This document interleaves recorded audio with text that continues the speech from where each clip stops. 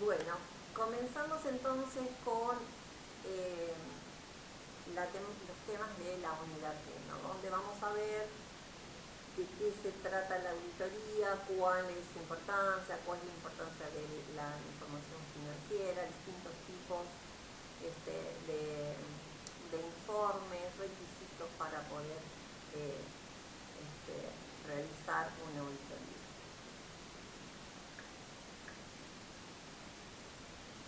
Primero nos vamos a enfocar, ¿sí?, en cuál es la utilidad, la importancia que tiene, ¿sí?, la información contable, ya sea económica o financiera, ¿sí? ¿Para quién es importante y por qué es importante? El primer renglón dice, es importante para el desarrollo de la actividad económica. Esto es como muy amplio, ¿sí?, muy general, pero de hecho ustedes saben que los estados contables financieros o cualquier otro tipo de reporte financiero o económico, ¿sí?, son base de muchas decisiones que deben de tomar las empresas, son bases de cálculos de recaudación de impuestos, son bases para otorgar un crédito para las entidades financieras, para alguien que quiera invertir, ¿sí?, un posible accionista. Entonces, en realidad toda la economía y todos los operatorios financieros se basan y se apoyan en la información contable, ¿sí? ¿Por qué se apoyan en eso? Porque reduce el grado de duda o incertidumbre, es decir, si yo quisiese invertir en determinada empresa, ¿qué voy a hacer? Y voy a ir a ver los balances, a ver cómo vienen sus ventas, cómo vienen sus resultados, cuántos son sus pasivos, qué tipo de inversiones tienen, etc. ¿Sí? Entonces, la información contable lo que tiene que otorgar es confiabilidad, ¿sí? Esto está asociado, como les decía recién, a la toma de decisiones, es decir, dependiendo de lo que yo vaya a encontrar en esa información financiera, podré decidir si invierto o no invierto, si soy un banco, si otorgo un crédito o no lo otorgo, ¿sí? Si soy un proveedor, si le abro una cuenta corriente a la empresa o no se la, o le requiero el pago de contado, etc. Y esta confiabilidad, ¿sí?, va a ser importante no solo para la dirección del ente, es decir, para saber cómo estamos desarrollando nuestra actividad, además de tener en cuenta que hay requisitos, ¿sí?, respecto de cómo, ¿sí?, presentar y cómo desarrollar esa información contable. Entonces, la dirección del ente le importa mostrarle a sus accionistas que las cosas se hacen bien, ¿sí? Y además a los terceros relacionados, que los vamos a llamar usuarios, sí, que pueden ser propietarios o no. La información financiera preparada por el ente, cuando hablamos por el ente, la responsabilidad, ¿sí?, de preparar esa información financiera va a ser siempre de la dirección. Para el caso de las sociedades anónimas, si tenemos otro tipo de sociedad o empresa, ya sea por ahí alguna entidad sin fin de lucros, tendrá otro tipo de figura que reemplaza a la dirección, pero el responsable legal, ¿sí?, del ente puede estar brindando información, ¿sí?, donde sea un corte a determinado momento, como por ejemplo una manifestación de bienes o un estado de situación patrimonial, donde tenemos el corte, bueno, de cuáles son nuestros activos, cuáles son nuestros pasivos, ¿sí? La evolución patrimonial a través del tiempo lo podemos ver en un estado de evolución de patrimonio neto, o cualquier otro tipo de información del desempeño del ente, donde podemos entrar a cosas más detalladas, como evoluciones de ventas, determinados índices, por ejemplo, de endeudamiento, etc.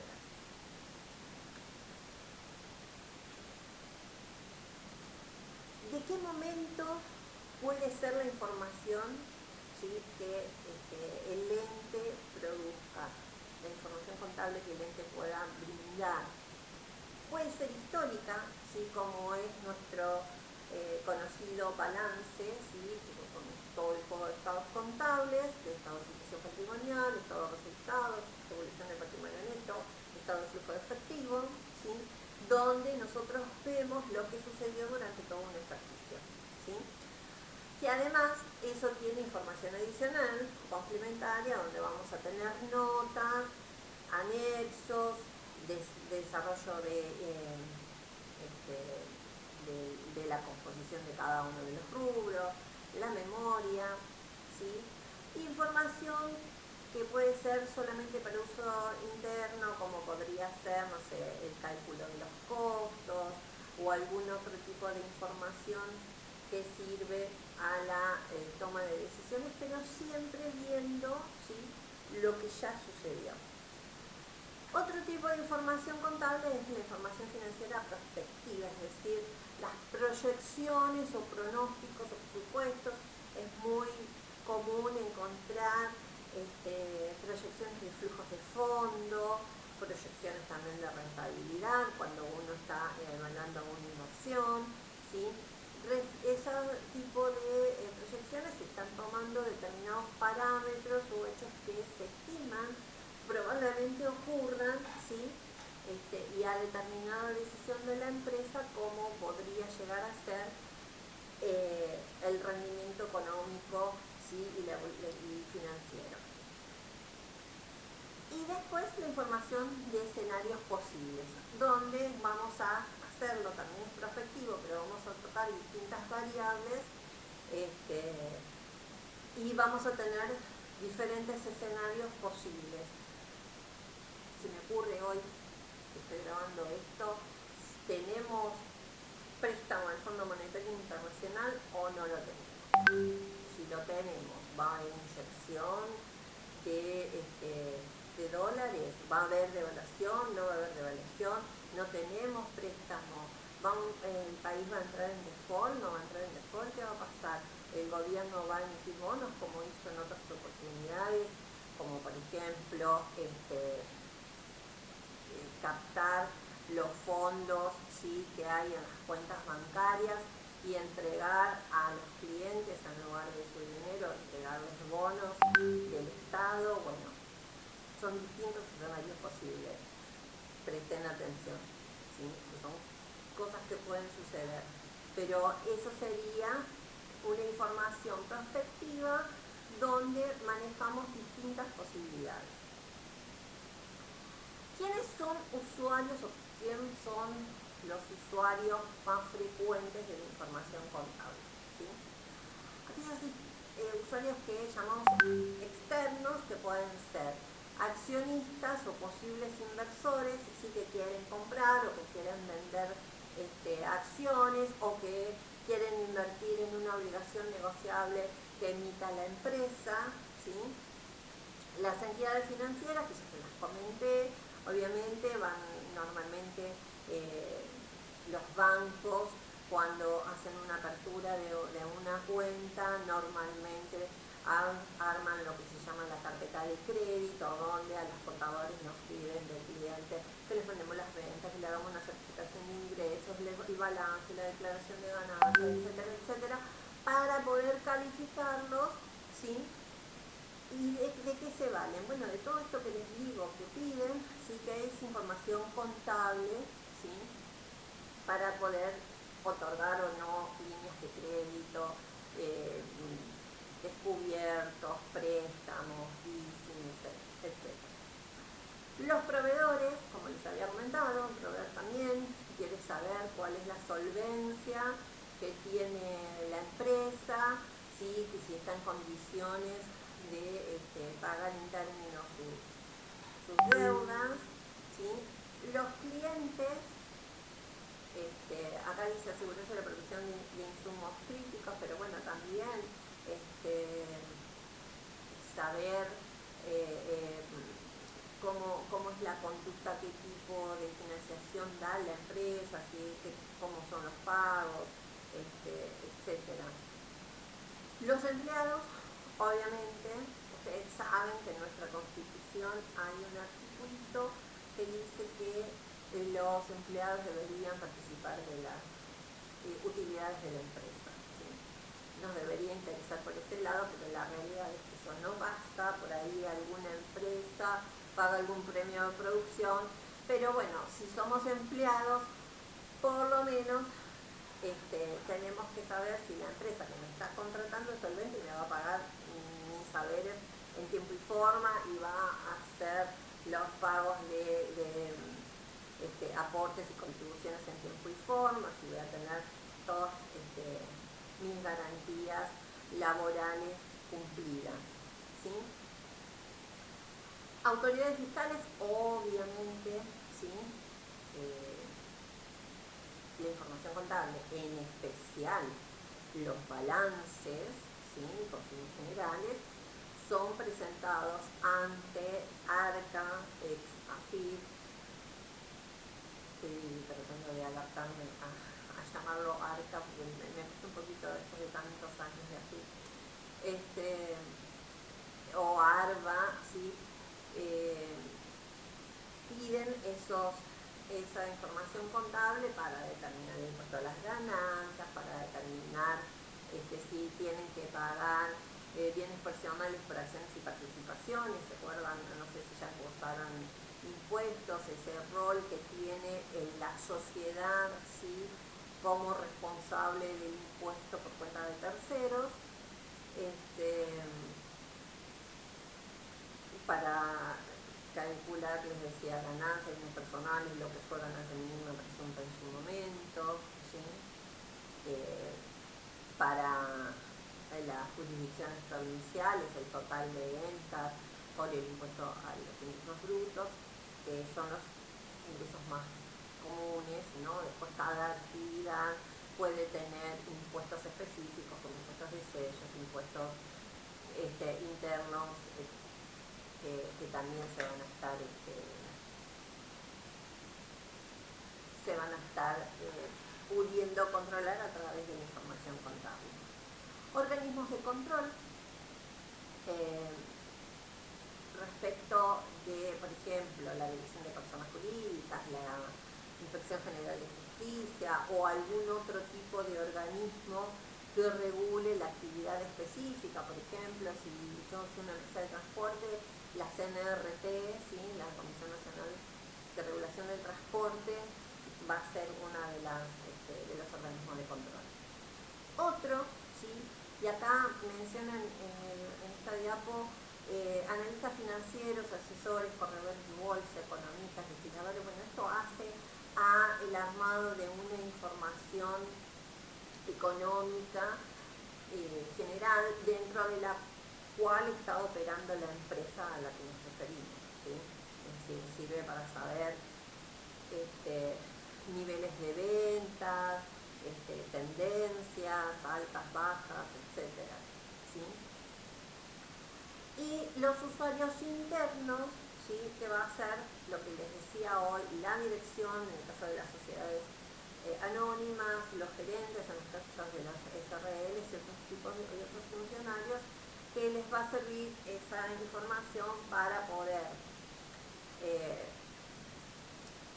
controlar, ¿sí? Si la ejecución de sus mandatos se hace en forma correcta. ¿Por qué digo? La dirección sí es el poder ejecutivo de la empresa, mientras que la asamblea es el poder legislativo. ¿Sí? Vamos a tratar de afianzar estos conceptos porque se están distribuyendo muchísimo en el día a día en nuestra república, pero el directorio tiene que cumplir con lo que la asamblea, que es soberana, determina. Bueno, la información contable sirve para ver y controlar si las cosas se están haciendo bien y además planificar, que son cosas de cómo seguir, que son cosas que se van a llevar, ¿sí? A la asamblea de accionistas, ¿sí? Y coordinar toda la operatoria. Pero recuerden, el directorio es poder ejecutivo. ¿Okay? Bien. ¿Qué significa que la información contable sea confiable, sea de seguridad, de tranquilidad? Esa información contable está libre de errores, que es lo que vamos a controlar nosotros los profesionales contadores, ¿sí? En nuestro rol de auditores externos, ¿sí? Que su representación sea fidedigna de lo que se pretende mostrar y razonable, que contenga descripciones y mediciones que guarden correspondencia razonable con la realidad. Ahí está leyendo en este autor que le dijo Montagnini, da un ejemplo que es muy sonso, ¿sí? Pero que es muy gráfico para este concepto. Es decir, por ejemplo, si yo encuentro un registro contable de una venta, ¿sí? Pero la realidad es que la venta no se hizo porque no hubo entrega del bien, que es lo que me perfecciona la venta, y no hubo un pago de cancelación de esa venta, por más que esté el registro contable y esté el documento, la factura de venta, si la venta no se concretó, no es correcto que esté contabilizada, ¿sí? Entonces, acá lo que plantea Montagnini es decir, bueno, no es que la documentación, ¿sí? Que yo voy a corregirlo en la auditoría, va a ser un respaldo documental de lo que yo estoy registrando, pero el hecho que exista el documento no significa que necesariamente tenga que estar registrado contablemente. Me parece algo importante para ver, porque cuando nosotros hagamos nuestras pruebas de auditoría y si, por ejemplo, si vemos que está la factura, pero a su vez en nuestro recuento de inventario detecto que esos bienes de cambio no fueron entregados, la venta no se perfeccionó, reviso las cuentas corrientes de clientes, nunca el cliente me hizo pago por esa venta, ¿sí? Lo que voy a tener que recomendarle a la empresa es que revierte ese centro de ventas porque la venta no existe. Bien. Dice, la información contable que no reúne estos requisitos puede ocasionar perjuicios a usuarios en particular o el conjunto de ellos. Por ejemplo, estados contables falsos como maniobra de evasión fiscal, ¿sí? Bajo rentabilidad para pagar menos de ganancias, o cargo, no sé, algún siniestro que nunca sucedió.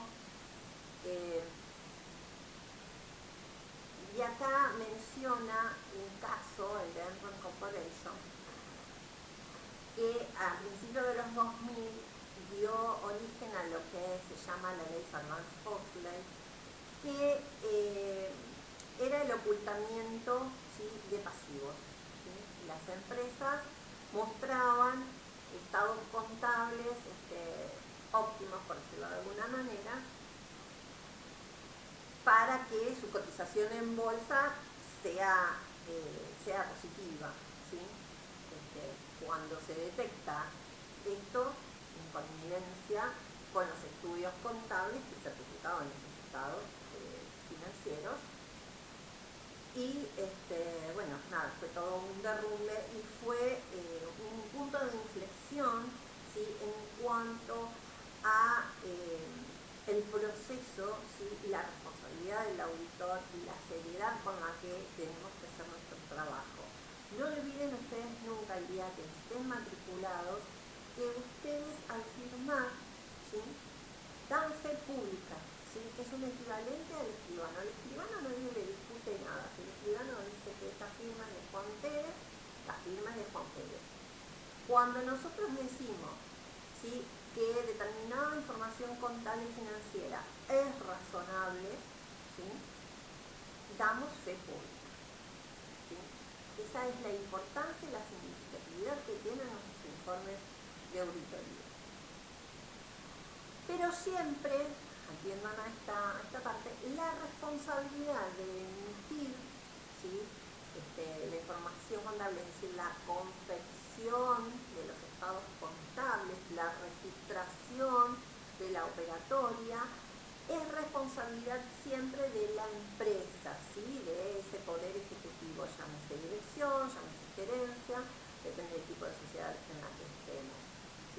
No es el contador el responsable de esa información, no es el contador el que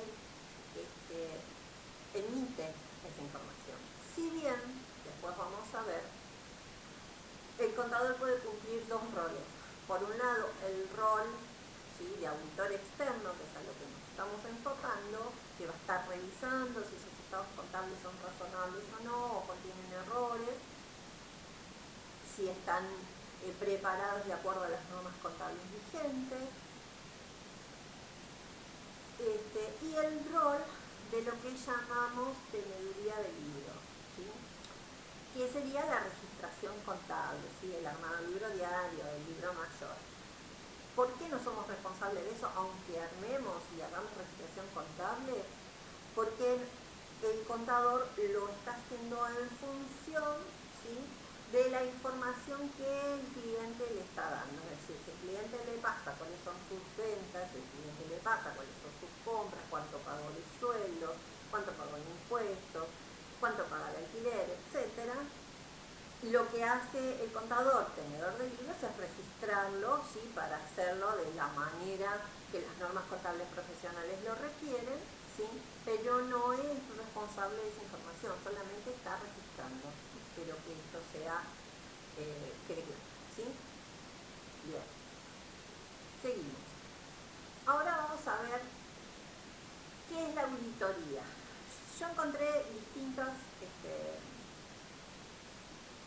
definiciones, ¿sí?, o intentos de definiciones, de las cuales algunas parecen muy diferentes, pero hay terminología o vocablos que los destaco, que los ustedes ven ahí en rojo, porque son puntos importantes de todo lo que es el proceso de auditoría. Por ejemplo, Palazón Newton dice, es el examen del funcionamiento de un sistema, que sería el sistema contable, o parte de él, para controlar si sus características o condiciones responden a un sensor previamente establecido.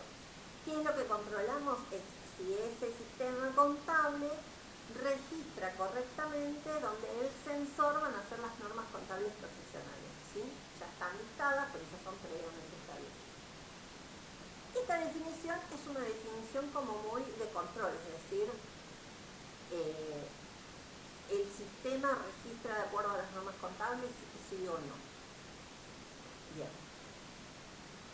Carlos Esclose, ¿sí?, que Carlos Esclose es, no sé si sigue siendo, jefe de cátedra de auditoría en la Universidad de La Plata, dice, es el examen de la información por parte de una tercera persona, ¿sí?, o sea, alguien externo, esta tercera persona es el auditor, distinta de la que la preparó, y acá viene lo que leíamos recién, porque la preparó y es responsable la dirección de la empresa y del usuario, ¿sí?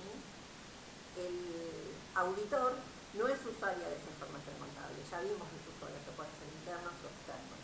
Entonces, esa persona que realiza el examen, ¿sí?, no preparó la información y no es usuario de la información, con la intención de establecer razonabilidad,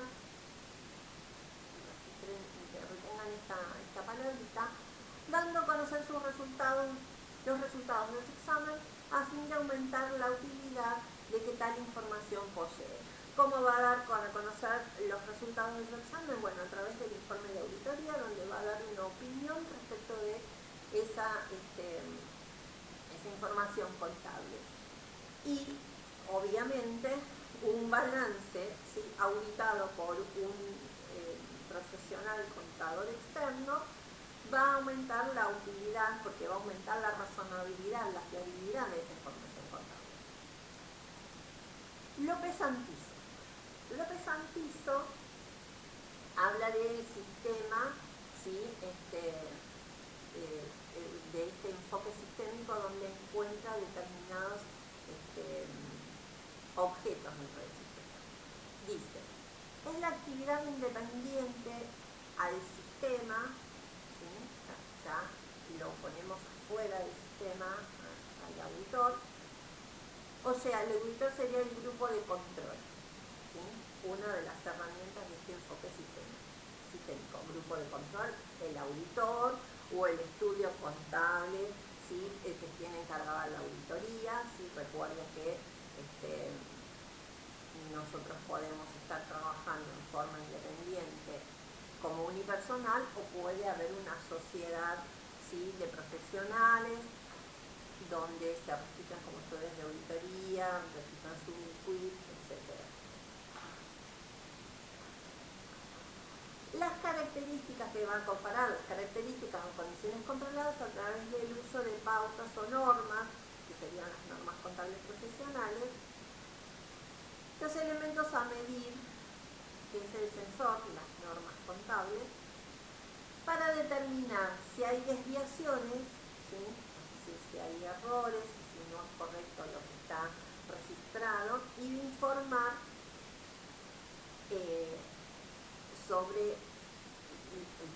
en realidad es dar una opinión sobre eso que revisaron, a al grupo activante, es decir, a quien le haya encargado, ¿sí? El trabajo de auditoría. A esto lo llamamos enfoque sistémico. Montanini dice que es un proceso compuesto por un conjunto de procedimientos interpretados en forma conjunta, global e integrada. Y esto me parece importante para tenerlo en cuenta, porque el otro día les comentaba a los chicos de Campana que estábamos viendo caja y bancos, que en realidad cuando nosotros desarrollamos nuestro proceso de auditoría, no solamente vamos a ver caja y bancos, sino que vamos a estar viendo los rubros en forma integral, ¿sí? En todo su conjunto. Por un tema obviamente práctico no podemos dar la materia en forma integral, la tenemos que ir dando por rubro. Pero un poco esto de los procedimientos interpretados en forma conjunta, incluso tenemos que tener en cuenta el tema de la significatividad. Por ahí nosotros encontramos un desvío en un rubro que nos parece significativo, viéndolo en forma individual, pero a lo mejor en el conjunto no me cambia, ¿sí? Demasiado la situación económica financiera de la empresa. Dice, tiene como verificar si esto se ha sometido a un examen que responde a un modelo determinado. El modelo determinado va a estar dado por las normas contables profesionales. Acá en esto del proceso, en el tema de los procedimientos y de los sensores que se hablan, ¿sí? y las normas que les digo, vamos a tener dos conjuntos de normas, ¿sí? Que el auditor va a tener que conocer en profundidad. Por un lado, obviamente, estamos haciendo auditoría, las normas de auditoría, RT37, modificada por RT53,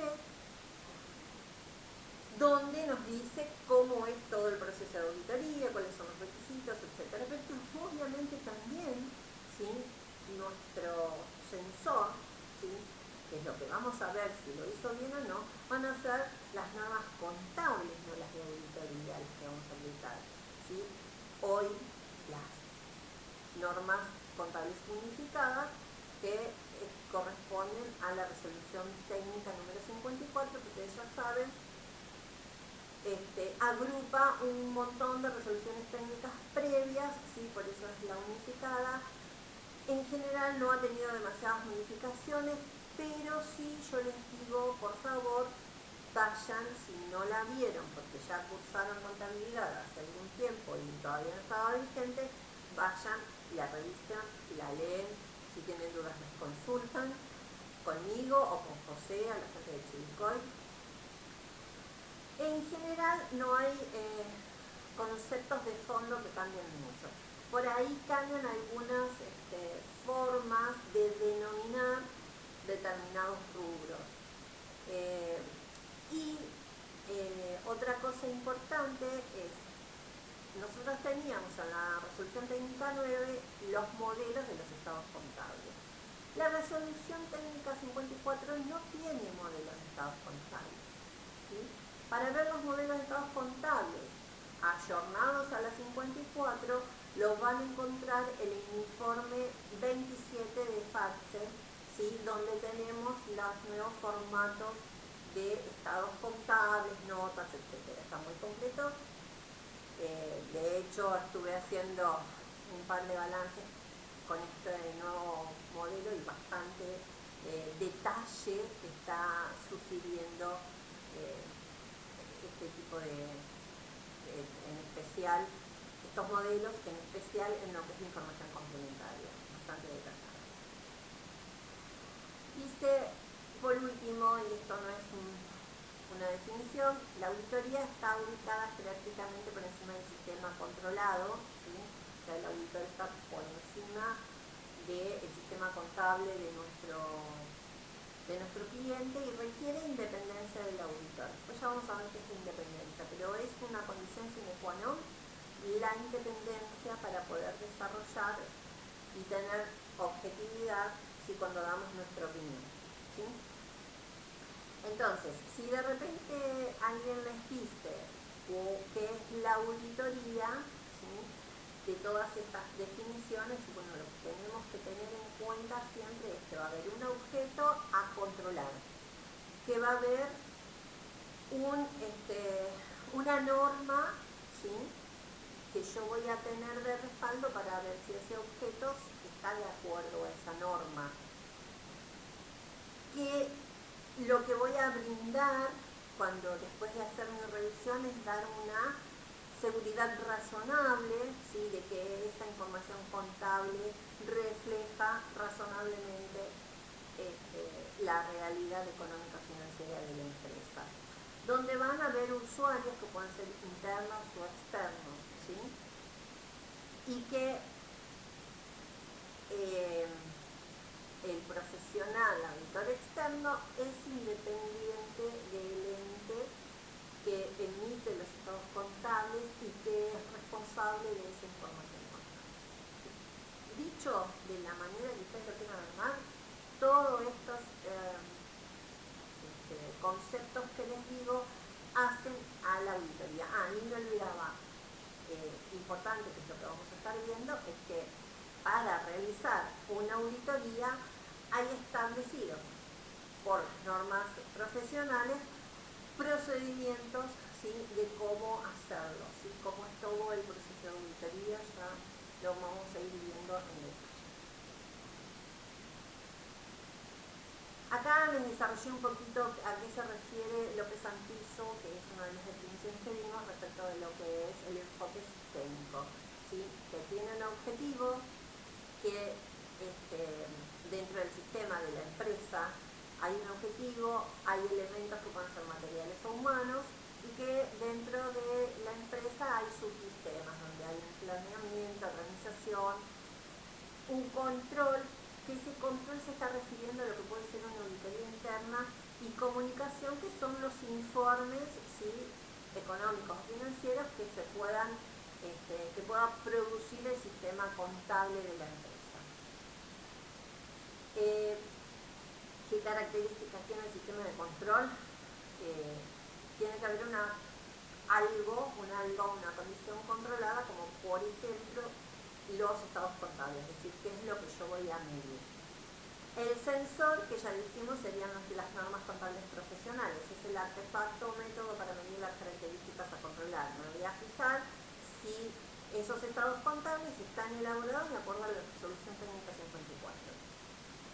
Un grupo de control, sí, que es el elemento externo, que sería el profesional auditor externo, y el grupo activante, que sería quien contrata ese auditor externo y convoca, ¿sí?, que es la dirección o el responsable de la información contable. Dice, la auditoría externa de estados contables, acá ya después vamos a ver otro tipo de trabajos de aseguramiento. En este caso, la auditoría externa respecto a estados contables, normalmente llamamos con fines generales, implica un proceso de control que conlleva la formación de un juicio u opinión para el auditor independiente con el objetivo de agregar confiabilidad a esa información. ¿Sí? Ya lo habíamos dicho, cuando nosotros tenemos un juego de estados contables y eso viene, ¿sí?, con un informe del auditor, le va a estar agregando, ¿sí?, fiabilidad. La característica controlada será el conjunto de las transacciones, no, estoy tapando acá, no me acuerdo qué es lo que dice. Bien. En cuanto a los 5 objetivos de auditoría, ¿cuáles son los objetivos? ¿Qué es lo que nosotros vamos a estar controlando? ¿Qué es lo que vamos a estar viendo que esté dentro de ese juego de estados contables? Vamos a validar la existencia, ¿sí?, de lo que los estados contables dice que hay, la propiedad, ¿sí?, de los activos, la integridad, que esté todo, ¿sí?, que esté bien valuado de acuerdo a las normas contables y que esté bien expuesto de acuerdo a las normas contables. Entonces, existencia, propiedad, integridad, valuación y exposición son los parámetros que vamos, o los objetivos que vamos a tener que estar revisando, ¿sí?, de que estén acordes a la realidad y a las normas. Diferencia entre auditoría y control, ¿sí? Si bien hay una relación y el control puede estar dado dentro de una auditoría, no todo control es una auditoría, ¿sí? El control es la función del sistema que permite mantener las variaciones de las salidas del sistema dentro de un intervalo establecido. Es decir, yo me propongo determinada rentabilidad, me propongo determinada cantidad de ventas y voy a estar controlando si eso se está dando, o no sé, plazos de cobranza, etc. Si estamos en una industria, puedo tener un control respecto de lo que me planteo como producción, etc. El control no es siempre una actividad de revisión como lo es la auditoría, ¿sí? Por ahí no estamos haciendo una revisión de que estén las cosas bien, sino que estamos haciendo una simple comparación. Y el control puede tener una visión parcial de un objeto, ¿sí?, y no una visión integral, como sí tiene la auditoría, que ya dijimos en las definiciones, y en la de Montañini, que el enfoque es global, es integral. Yo puedo controlar a lo mejor solamente un parámetro de todos mis activos, ¿sí?, mientras que la auditoría va a estar haciendo una revisión integral de todos los estados contables. ¿Qué necesito tener o ser para poder desarrollar una auditoría externa? Hay que ser contador público, graduado en una universidad, sí, que esté reconocida para la emisión del título profesional, puede ser una universidad pública o privada, ¿sí? Los de la pública siempre son los mejores, y estar matriculado en el Consejo Profesional de Ciencias Económicas de su jurisdicción, ¿sí? Yo soy en Avelino, vivo en Zárate, matriculada en Provincia de Buenos Aires. Si quiero ejercer en otro lado, por ejemplo, tengo clientes de Capital, me matriculo en Cava. O si me voy a Entre Ríos, me deberé matricular en Entre Ríos para poder tener clientes en ese lugar. Cumplir con la condición básica para hacer la auditoría que dijimos es la independencia, ¿sí?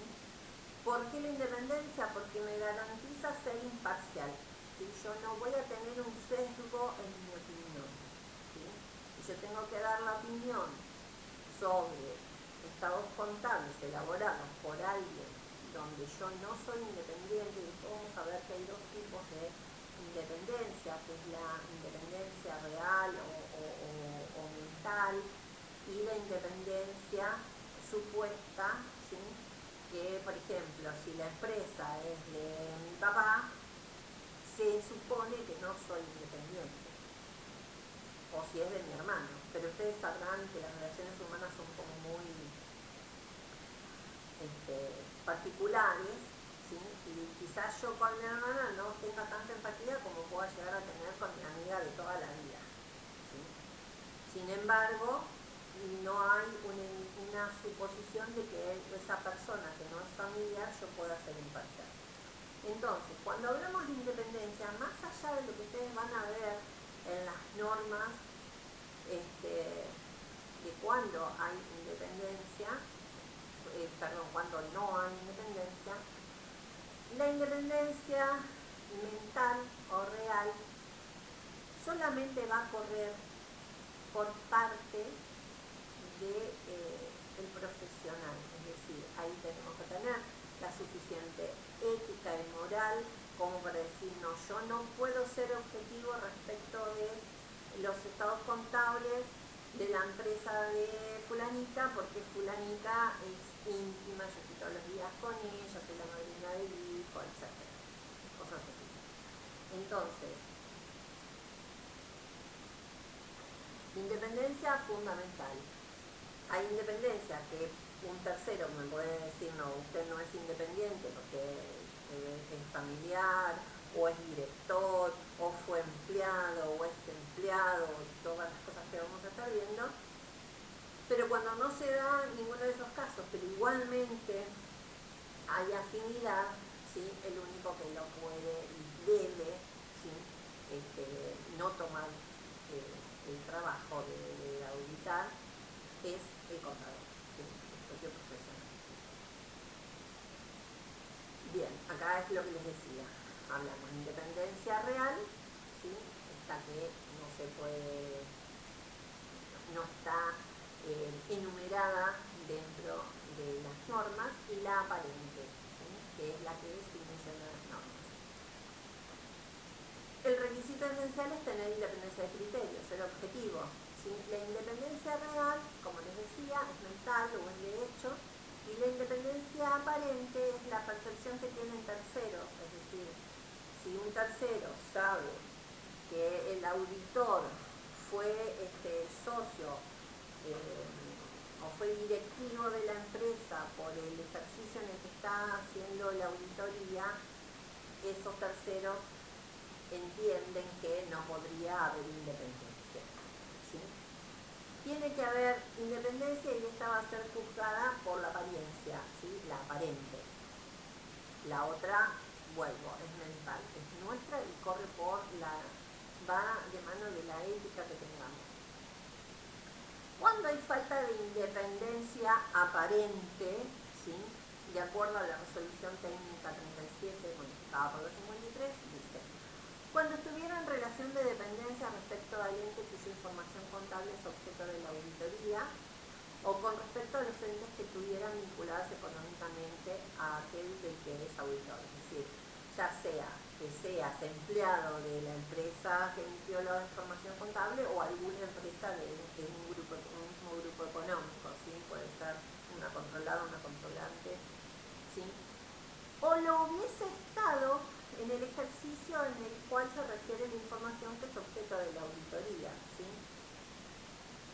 Y esto, que se las comenté hoy, dice, no se considera relación de dependencia el registro de la documentación contable, lo que yo les decía, que conocemos como teneduría de libros, la preparación de los estados contables y la realización de otras tareas similares remuneradas mediante honorarios. ¿Bien? Vamos con todo. En tanto no coincida con la función de dirección, gerencia o administración del ente cuyos estados contables están hechos la auditoría. Lo que les comentaba hoy, ser el que hace el armado, el que hace la registración, no hace que pierda la independencia, porque se entiende que esa preparación, de estados contables, esa registración, se hace en función de la información que suministra el ente.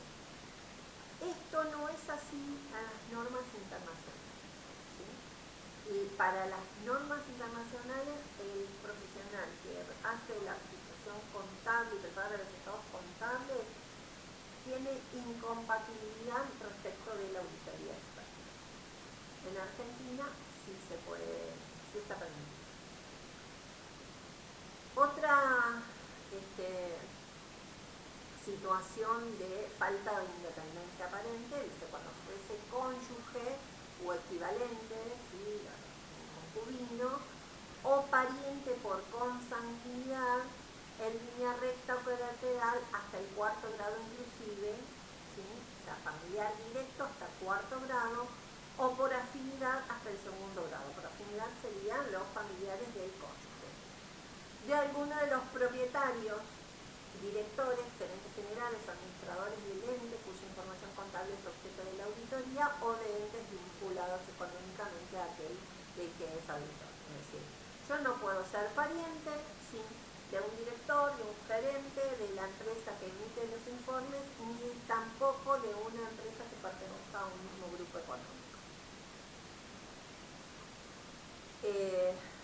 por consanguinidad, es decir, del mismo tronco familiar, en línea recta colateral hasta cuarto grado. Y acá tenemos los grados de parentesco por consanguinidad hasta cuarto grado, ¿quiénes son? Dice, no hay independencia en primer grado cuando se trata de padres o hijos. O sea, si yo soy hijo del director o soy el papá del director de una empresa, no podría ser auditor externo. Segundo grado, no hay independencia cuando se trata de nietos, abuelos o hermanos. Tercer grado, bisnietos, bisabuelos, tíos y sobrinos. Cuarto grado, tataranietos, tatarabuelos y primos. Hay independencia recién en el quinto grado, chosnos, que son los renietos, digamos, y los trastaranietos o trastarabuelos, cosa que es casi imposible que se dé que coexistan sin tantas 5 generaciones. Y sexto grado, sí, los primos segundos y chosnos, sí hay independencia. Que esto también puede hacer que haya independencia aparente con un primo segundo, ¿sí? Pero no haya independencia real, porque a lo mejor con el primo segundo sí tuvimos un vínculo muy estrecho y no podemos ser independientes. Por afinidad, es decir, los familiares del cónyuge o el concubino, ¿sí? Hasta segundo grado. O sea, no hay independencia en primer grado cuando se trate de suegros. No hay independencia en segundo grado cuando se trate de abuelos políticos o cuñados, es decir, los abuelos de mi cónyuge, los hermanos de mi cónyuge. Sí hay independencia a partir del tercer grado, bisabuelos políticos, tíos políticos, sobrinos políticos y de ahí en adelante. Acá tenemos una aclaración que esto que estamos viendo acá, que surge de la resolución técnica 37, también está mencionado en el código de ética de la FAS. Ustedes van a ver ética en auditoría 2, ¿sí? Así que esto tenganlo presente porque también van a ver en auditoría 2 la condición que tiene que tener de independencia cuando vean sindicatura, ¿sí? Que son los mismos requisitos. Bueno, ¿qué otra situación genera independencia aparente? Cuando fuese socio, asociado, director o administrador de ente cuya información contable es objeto de la auditoría o de los entes que estuvieran vinculados económicamente a aquel del que es auditor. O lo hubiese sido, hoy vimos cuando fuese empleado, ahora cuando fuese socio, secretario o director, o lo hubiese sido en el ejercicio al que se refiere la información que es objeto de la auditoría. Recuerden que para ser director no necesariamente es propietario accionista, ¿sí? Podemos tener un director que no es propietario, ¿sí? Que quizás fuese el contador, pero si fue director en el ejercicio que se revisa, no podría o lo es en el momento en que se está desarrollando la auditoría, no tendría independencia aparente. Dice, no existe falta de independencia, es decir, el auditor es independiente cuando se es socio o asociado de entidades civiles sin fines de lucro. Por ejemplo, yo, en mi caso personal, soy socia de un club náutico acá en Zárate y a su vez soy el auditor externo. ¿Sí? No hay incompatibilidad. ¿Por qué no hay incompatibilidad? Porque yo no estoy integrando la comisión directiva del club. Si yo fuese parte de la comisión directiva del club, sí, no puedo ser auditor externo. Pero como soy una socia, nada más simple, no hay falta de independencia en ese caso. ¿Sí? O de sociedades cooperativas. ¿Qué otra situación? Dice, cuando el auditor tuviera intereses significativos en el ente cuya información contable es objeto de la auditoría, o en los entes que estuvieran vinculados, siempre cuando hablamos de entes vinculados, recuerden el grupo económico, controlada, controlante, ¿sí? O podría ser una una UTE, económicamente aquel del que es auditor o lo hubiera tenido en el ejercicio al que se refiere la información que se objeta de la auditoría. Algunos ejemplos de estos intereses, y estos son ejemplos, no es algo excluyente, puede ser que es cliente o proveedor por montos significativos, mi principal cliente, mi principal proveedor, o deudor o acreedor también financiero importante, o que es representante o gestor de negocios del cliente, ¿sí? O sea, además, o sea, no se puede ser auditor si además, no sé, soy que le está gestionando, no sé, un crédito financiero o me estoy ocupando de las inversiones del cliente, etc. Tiene negocios conjuntos con el cliente, ha recibido del cliente una oferta de trabajo, o sea, puede haber, si yo le doy una opinión favorable, limpia, y eso me puede dar la posibilidad de después ingresar a trabajar en la empresa. Y acá vuelvo a repetir que este mismo tratamiento lo da el Código de Ética Profesional, que no vamos a profundizar en eso porque es parte del programa de auditoría. ¿Qué otra situación se entiende que hay falta de independencia aparente? Cuando la remuneración fuera contingente dependiente de las conclusiones o resultados de su tarea de auditoría. Es decir, mis honorarios van a depender de la opinión que doy. Remuneración contingente dice cuando su materialización o determinación depende de un hecho futuro no controlado por las partes.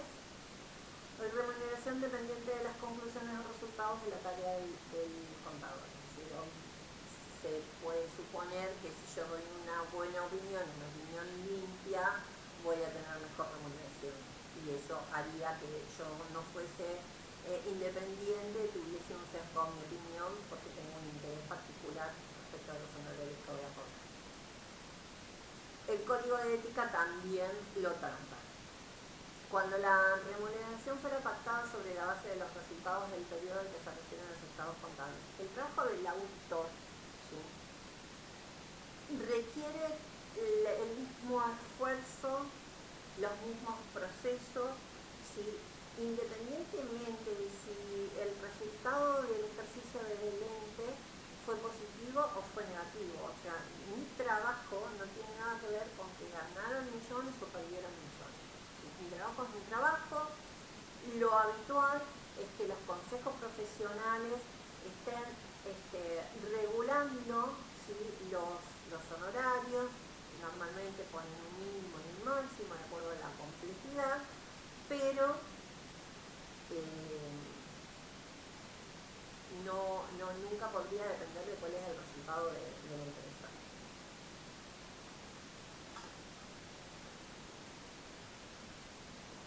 Todo esto que dijimos, ¿sí?, respecto de cuando no hay independencia aparente, se extiende, ¿sí?, a entes vinculados económicamente. Es decir, si yo soy director de una empresa, no puedo ser auditor de una empresa vinculada. Se entiende por entes económicamente vinculados aquellos que, a pesar de ser jurídicamente independientes, tienen vinculación económica en los capitales o tienen los mismos directores, ¿sí? Y las incompatibilidades, esta falta de independencia, también se extienden, ¿sí?, porque se van a aplicar no solamente al contador responsable de la auditoría, sino a todo su equipo de auditoría, ¿sí?, al grupo de trabajo en el grupo.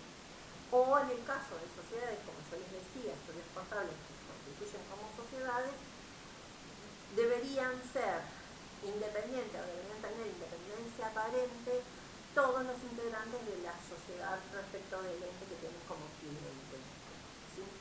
Cuando la restricción alcanza a uno o más colaboradores del equipo, los afectados con amenaza de falta de independencia deberán ser sustituidos, obviamente, ¿sí? O sea, si es el caso de un colaborador. Si es un socio principal del estudio contable, directamente no podría ser tomado el encargo de auditoría. Bueno, acá tenemos una síntesis respecto de lo que es la ética profesional. Existe un código de ética profesional. La FARCE lo trata en forma general, pero a su vez cada jurisdicción, es decir, cada consejo profesional tiene el suyo. Hay una ley de ética profesional provincial. Es de interés provincial. Las obligaciones respecto de a quienes se les encomienda la tarea se refieren, bueno, las obligaciones que tenemos como profesional van a estar controladas, ¿sí?, por quien nos otorga la matrícula, que van a ser los consejos profesionales, ¿sí? Normas que regulan la actividad, ¿sí?, la actividad profesional. La ley 20.488, que es el Estatuto Profesional de Licenciados en Economía, Contadores Públicos, Licenciados en Administración, Actuación y Equivalentes. La Federación Argentina de Consejos Profesionales de Ciencias Económicas, que es la que dicta las normas, que a su vez esas normas tienen que ser ratificadas por cada uno de los consejos profesionales, ¿sí?, de cada jurisdicción, ¿sí?, que cada consejo profesional a su vez tiene la atribución de dictar normas, por ejemplo, resoluciones de adopción o no adopción de lo que la FARCE emita. En general no hay conflicto con eso. En alguna que otra oportunidad sí hubo adopciones por parte de provincia y otros criterios distintos por parte del Estado. O sea, ustedes cuando ejerzan la profesión van a tener que no solamente conocer cuáles son las normas dictadas por la Federación Argentina de Consejos Profesionales, sino el consejo donde están ustedes matriculados, a ver si las adoptó o no, o qué reparos tienen, ¿sí? Bueno, todos los consejos se agrupan en las FARCE, y la Federación agrupa las 23 provincias que ubicaba. Existe un organismo asesor en la Federación que se llama CENSIA, que es la Comisión Especial de Normas de Contabilidad y Auditoría, que es el grupo de profesionales que está elaborando y revisando las normas que existen. Bueno, que 24 consejos se lo acabo de comentar. Normas internacionales, ¿sí?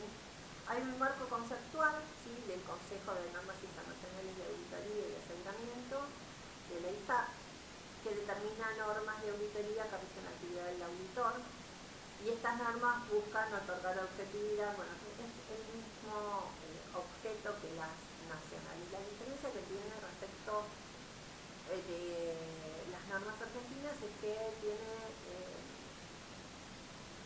distintas, como que están sueltas, digamos, ¿no? Para cada tema, para cada rubro, hay una norma por separado. No tenemos esta unificación de normas como tenemos en Argentina. Las normas internacionales de auditoría, ¿sí?, no estamos hablando de las de información contable, sino que las de auditoría, que las emite la Federación Internacional de Contadores.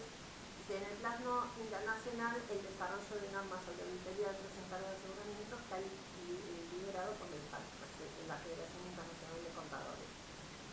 En 2002, la Junta de Normas Internacionales de Auditoría y Aseguramiento emite las normas internacionales de auditoría, que son las que nuestras normas nacionales adoptan, ¿sí?, para determinados tipos de entes, ¿sí? Hay entes en general, los que cotizan en bolsa, y otras que por adopción quieren emitir sus estados contables y a su vez con las normas internacionales y la contratación del auditor externo que se haga bajo las normas internacionales. En Argentina, en comparación con las mías, se rigen dos tipos de normas de auditoría, que es lo que les decía recién: las que aplican NIF, que son las normas internacionales de información financiera, ¿sí?, que sería el equivalente a nuestra RT 54, las normas contables, que pueden ser que estén obligados o sea una opción de la empresa. Por ejemplo, los que cotizan en bolsa o los bancos tienen que aplicar las NIF, ¿sí? Normas de información financiera internacionales que están adoptadas por las normas argentinas por la RT32 a RT35. ¿Sí? Todas esas resoluciones técnicas son las que adoptan las normas internacionales. Y por el otro lado, las normas nacionales, donde se va a hacer la auditoría de acuerdo a la resolución técnica 37 modificada por la 53, que en general, como dice ahí mismo, sigue la línea y los criterios de las normas internacionales de auditoría. Bien, vimos que es una auditoría, cuál es el patrón de información contable, para qué es la auditoría, para qué es un aseguramiento, cuáles son las normas que tenemos que conocer, cuáles son los requisitos para poder ser auditor externo, qué hacemos para llegar a esa opinión que en la definición de auditoría sería el moñito, ¿sí? Que le ponemos a todo el proceso, que es la opinión, que es lo que va a dar confiabilidad a la información financiera. Y para llegar al informe hay que llevar adelante un proceso para poder llegar a una opinión. ¿Sí? Este proceso, que lo habíamos visto en una de las definiciones, es que va a estar detallado en la resolución técnica 37. Hay que planificar el trabajo, y la planificación lo que implica es determinar cuáles van a ser los procedimientos de auditoría que vamos a tener. Entonces ya vamos a ver qué tipo de procedimientos hay. Hay que poner esa planificación en práctica, es decir, ejecutar a la planificación. La planificación no solamente va a determinar cuáles van a ser las pruebas de auditoría, sino quién la va a hacer, cuánto tiempo van a demandar, en qué momento se van a hacer, etc. Por ejemplo, si estamos pidiendo hacer un inventario, cuándo lo van a hacer, quién va a estar en el equipo del recuento físico, etc. El desarrollo de estas pruebas nos va a permitir recabar determinada información, ¿sí?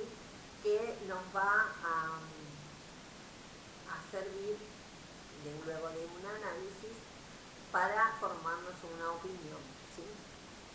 Cuando termine la ejecución de esto, que llamamos procedimiento de auditoría, de alguna manera voy tomando noticia, dice, de cuándo esos estados contables que voy auditando se acercan al modelo contable que dice que la empresa aplicó. Y acá esto que dice que la empresa aplicó es que puede haber aplicado las normas contables profesionales o algún marco normativo específico que por tratarse de una empresa con una actividad singular requiere que aplique otros juegos de normas distintos, ¿sí? De las normas contables profesionales.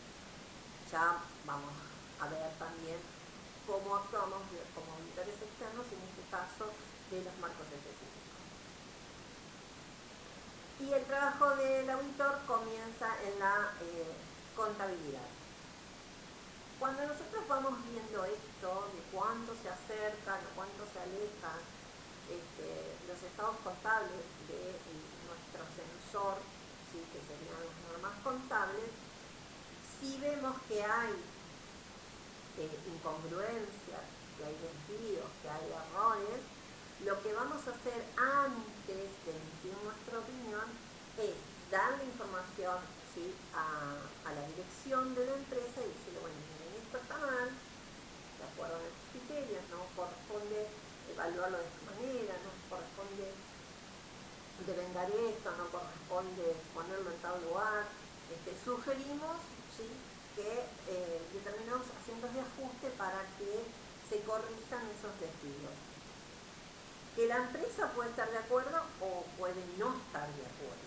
Si está de acuerdo y lo corrige, nuestra opinión va a ser limpia, que llamamos, o favorable, no vamos a tener ninguna objeción, ¿sí? Ninguna observación, porque la empresa adecuó sus estados contables a nuestras sugerencias.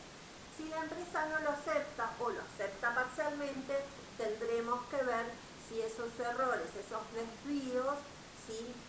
Van a ser significativos o no van a ser significativos y qué tipo de opinión vamos a dar. Si vamos a dar una opinión que tenga una salvedad, ¿sí? Que bien, pero esto no tanto, o vamos a dar una opinión directamente adversa de que está todo mal, o también existe la posibilidad de la expresión de opinión, pero eso ya tiene más que ver no con que se acepten o no se acepten los ajustes, sino que tiene que ver con el hecho de que no hayamos podido desarrollar todo nuestro proceso de auditoría correctamente, que hayamos tenido limitaciones, que no hayamos podido acceder a determinada información, entonces no podemos formarnos una opinión.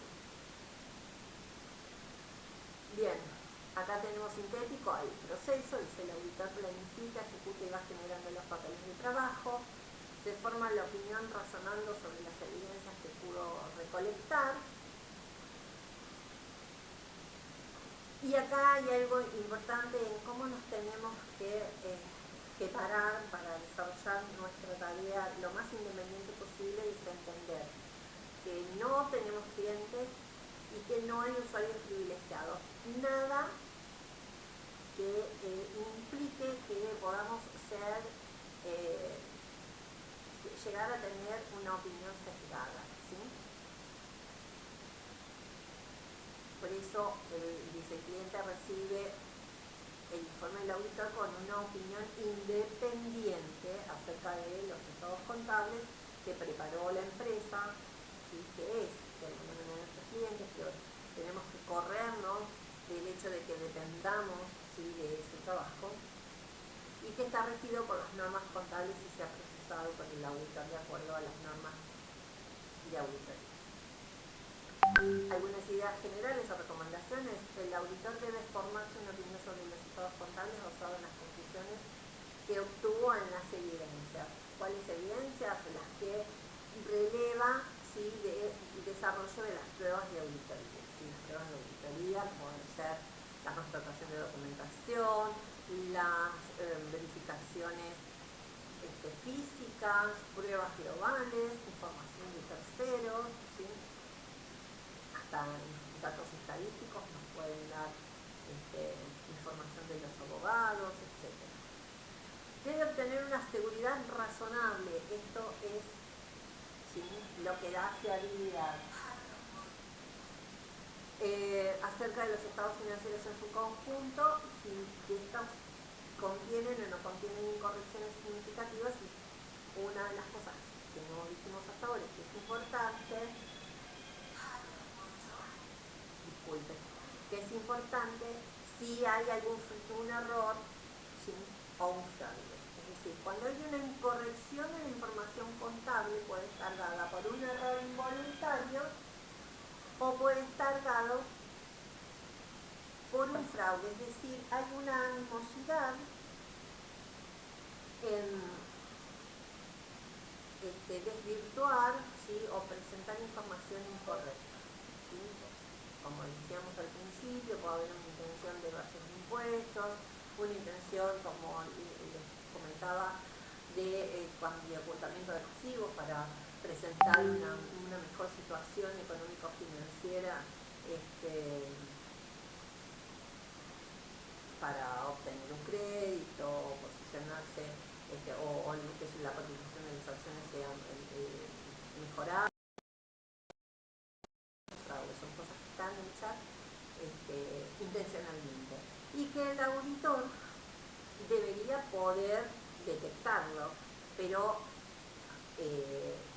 no podemos, cuando nosotros por eso damos una opinión de seguridad razonable, ¿sí?, no estamos diciendo esto es exacto, está re bien, que no encontramos nada que nos haga pensar que hay algo mal, porque se pueden pasar que no detectemos algún fraude o error, ¿sí? Eso es muy importante tenerlo en cuenta. Vamos a desarrollar nuestro proceso de auditoría de la mejor manera posible, profesional y ética. Vamos a aplicar todas nuestras pruebas de auditoría que estén al alcance para poder formarnos una opinión, ¿sí? Pero nunca vamos a poder tener garantía de si hay alguna cosa que se nos pasó porque estuvo bien oculta, ¿sí? Esto es lo que dice, una seguridad razonable es un nivel de seguridad alto, pero no es certeza absoluta. Elementos que tiene la auditoría? Una relación tripartita, donde tenemos el auditor, el responsable de la información y los usuarios. La materia de objeto de la auditoría, que serían los estados contables, criterios de referencia, que serían las normas, las evidencias obtenidas, que son la información que obtenemos, a la que llegamos a través del desarrollo de las pruebas de auditoría, y el informe final, ¿sí?, donde el auditor externo va a dar su opinión. Trabajo del auditor, bueno, va a trabajar sobre el juego de estados contables, va a tener conocimiento sobre ellos, va a planificar el trabajo, va a llevar a cabo los procedimientos, se forma la opinión y emite el informe. En esta parte de planificar, ¿sí?, hay todo una previa, ¿sí?, que la vamos a ver en la próxima clase, que es, bueno, cómo planifico y en función de qué planifico, y está relacionado con lo que llamamos riesgos de auditoría, ¿sí?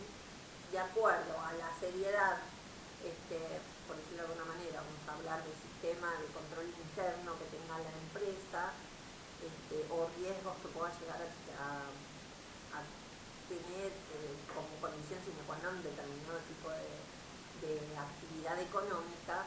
Yo voy a planificar distintas pruebas de auditoría, ¿sí?, que ya vamos a ver qué tipo de pruebas hay, de sustantivas, de control, etc. Entonces, ese planifico no es tan sintético como lo vemos ahí, sino que hay todo un trabajo previo de conocimiento, ¿sí?, de la sociedad, de la empresa, de los estatutos, de la actividad, de la normativa que aplica a la empresa, ya sea por la actividad, ya sea la jurisdicción en la que está insertada, etc. Vamos a tener todo un trabajo previo para poder llegar a lo que es planificación, ¿sí? Bueno, tipos de opiniones que pueden ser favorables o sin modificaciones, lo que llamamos comúnmente en la jerga opinión limpia, ¿sí?, donde decimos que los estados contables representan razonablemente, ¿sí?, la realidad de la empresa. Las opiniones modificadas, que sí, ya no son favorables y no pueden ser con una salvedad porque hay algún error que no es tan significativo, o con una salvedad porque hay evidencias que no se pudieron encontrar, pero el efecto que pudiera llegar a tener, eso que no pudimos validar, no es significativo. La opinión adversa, cuando las incorrecciones que existen, ya sea por fraude o error, tienen efectos generalizados en los estados financieros, entonces vamos a dar una opinión adversa. Y la abstención de opinión, que como yo les decía recién, existen limitaciones al alcance, es decir, yo no puedo desarrollar todas las pruebas de auditoría necesarias para poder formarme una opinión. No puedo formarme la opinión, me abstengo. Acá les puse un esquemita, y con esto terminamos por hoy, un esquemita de cómo se presenta el informe del contador, ¿sí?, de acuerdo a cómo estaba antes y cómo es ahora. Esto es el formato que tenía antes de la emisión de la RP 53. Se presentaba primero el destinatario, ¿sí?, un apartado introductorio donde incluía la opinión, la responsabilidad de la dirección, la responsabilidad del auditor, y acá recién, un poco colgado, ¿sí?, de la opinión que daban acá, los fundamentos de la opinión, nuevamente la opinión o abstención de opinión, párrafo de énfasis si queríamos destacar algo, párrafo de otras cuestiones si queríamos comentar alguna, hacer algún tipo de agregado. Ya vamos a ver esto en detenimiento. Y después informaciones requeridas por disposiciones legales y reglamentarias, firma del auditor, fecha del informe. La información requerida, una básica, es en provincia de Buenos Aires, y si existen deudas, ¿sí?, de impuestos provinciales o no existen, y si existen o no existen deudas de seguridad social, podría llegar a haber algún otro tema. Bueno, otra de las cosas que tenemos que ver es si la empresa es responsable de información ante la UIF, o tenemos que llevar adelante como auditores, como profesionales de auditores externos en esa empresa, ya sea por los resultados que haya tenido o porque sea responsable de información, si se desarrollaron los procedimientos requeridos por esa normativa. Esto se los digo rapidito y es algo que lo van a ver específico en Audi 2. La nueva estructura tiene, por supuesto, el destinatario, va primero la opinión, obtención de opinión, el fundamento de la opinión, después va a ir el párrafo de incertidumbre significativa relacionada respecto de la empresa en marcha o en funcionamiento, que ese párrafo se pone si la empresa en sus notas mencionó que tiene algún problema. Perdón, vi que lo había apagado.